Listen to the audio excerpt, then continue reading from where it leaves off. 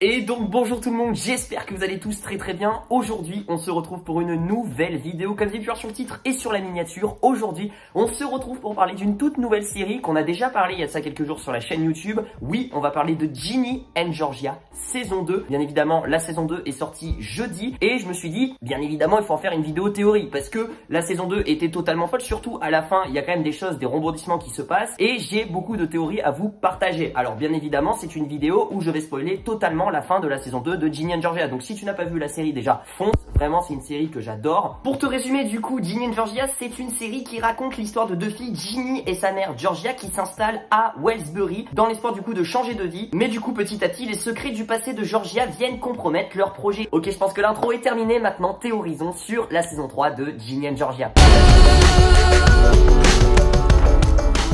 Revenons vite fait à cette scène finale de la fin de la saison 2 où on a tout simplement Georgia et Paul qui sont en train de se marier. Ils sont tranquillement à leur cérémonie et tout d'un coup il y a les flics qui arrivent avec du coup le détective privé Gabriel qui du coup arrête Georgia pour le meurtre de Tom Fuller qui est du coup le mari malade de Cynthia. Et du coup nous on sait très bien que c'est Georgia qui l'a étouffé. Mais alors là c'est la première interrogation, qui l'a dénoncé, parce que effectivement on avait vu qu'il y avait personne autour quand Georgia a étouffé Tom. Et du coup ça c'est la première question et j'ai plusieurs théories à savoir qui aurait pu la dénoncer. La théorie la plus probable serait le personnage de Cynthia qui a toujours eu une dent contre Georgia depuis le début de la série et je me dis que ça peut être elle qui l'a vu, même si elle était en haut avec les enfants. Peut-être que c'est elle qui l'a dénoncé comme ça sans avoir vu la scène, juste pour se venger, sachant qu'elle l'a jamais aimé. La deuxième solution serait peut-être que Zach, du coup le fils de Cynthia, aurait vu cette scène là où on a Georgia qui étouffe du coup son père. Alors peut-être qu'il serait caché à quelque part et que du coup il aurait vu cette scène et du coup c'est peut-être lui après qui l'aurait balancé à sa mère et ensuite c'est venu aux oreilles des flics et de Gabriel. Après je sais pas si vous avez d'autres théories mais je ne vois pas d'autres personnages qui auraient pu du coup accuser Georgia, sachant que dans la maison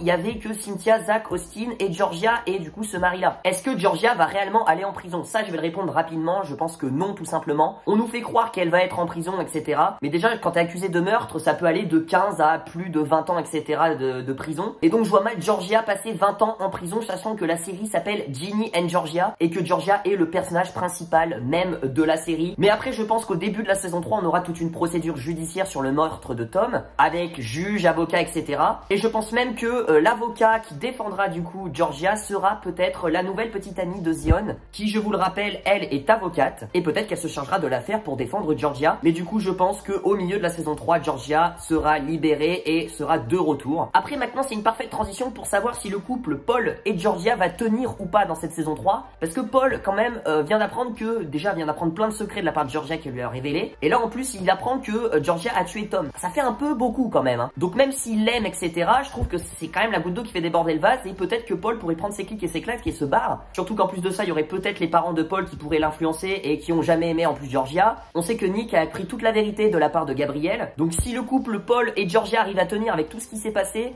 franchement c'est un peu bizarre. Parlons maintenant de l'avenir du couple Ginny et Marcus. D'ailleurs vous êtes Team Hunter ou Team Marcus? Moi je suis Team Marcus 1000 fois. Bref, ce couple là qui s'est aimé énormément dans cette saison 2 se sont séparés à la fin. Et c'est Marcus à la toute fin de la saison 2 qui a voulu se séparer de Georgia parce que du coup il est en pleine dépression et que voilà blablabla, il pouvait pas être en couple etc. Il voulait être tout seul. Et donc on les retrouve à la toute fin de la saison 2 amis. Mais moi si vous voulez savoir un petit peu mon avis sur ça, franchement c'est impossible qu'ils restent amis. Donc moi je pense tout simplement que quand Marcus aura guéri de sa dépression, aura fini son traitement, il redeviendra normal et il ira revoir Ginny. Et Ginny en plus aura besoin de réconfort avec tout ce qu'elle a vécu avec sa mère Georgia et tout. Restons un petit peu dans les couples, hein, bien évidemment, parce que c'est une série aussi ado, donc il y a plein d'histoires de couples. Essayons de théoriser pour l'avenir du coup du personnage de Maxine, je sais pas comment vous le dites. Avec qui elle va se mettre en couple? Est-ce qu'elle va se mettre en couple avec Silver ou du coup elle va se remettre en couple avec Sophie? Parce que oui, là aussi c'est un petit peu un triangle amoureux où on a du coup Sophie qui largue Max, puis ensuite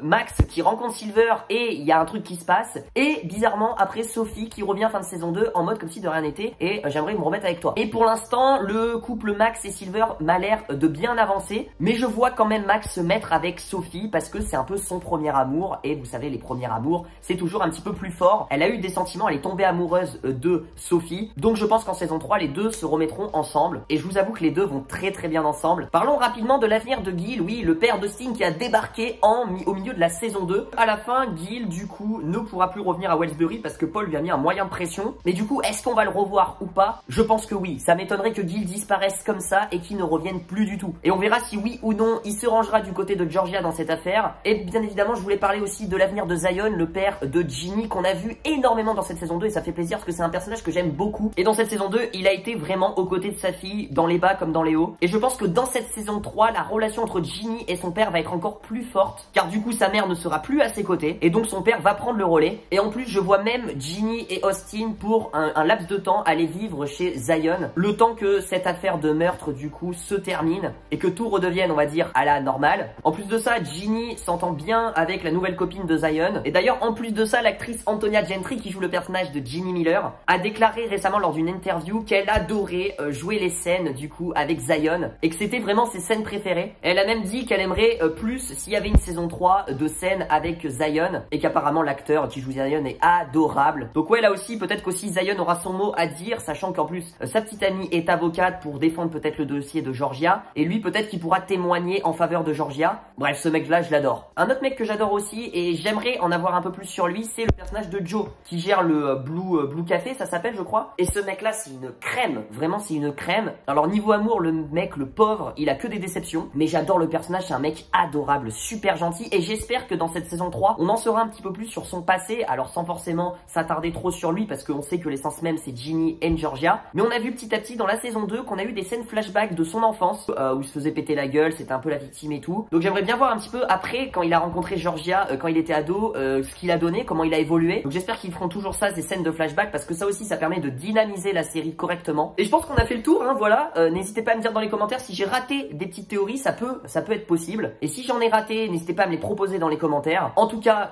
bien évidemment, j'ai kiffé cette saison 2 de Ginny and Georgia. On en reparlera via d'autres vidéos sur la chaîne YouTube. Pour l'instant, là, c'était vraiment une vidéo théorie sur la saison 3 où je voulais tout résumer, tout ce que je voulais vous dire. Peut-être que je ferai une vidéo info saison 3 si on a plus d'infos. En tout cas, n'hésite pas à lâcher le petit pouce bleu, à t'abonner, activer la cloche des notifications pour ne rater aucune de mes vidéos. Je t'invite à me suivre sur Instagram si tu veux en savoir un petit peu plus sur la chaîne, les coulisses, etc. Et moi, je vous dis à très vite pour de prochaines vidéos. Je vous fais plein de bisous. Prenez soin de vous. Ciao, ciao.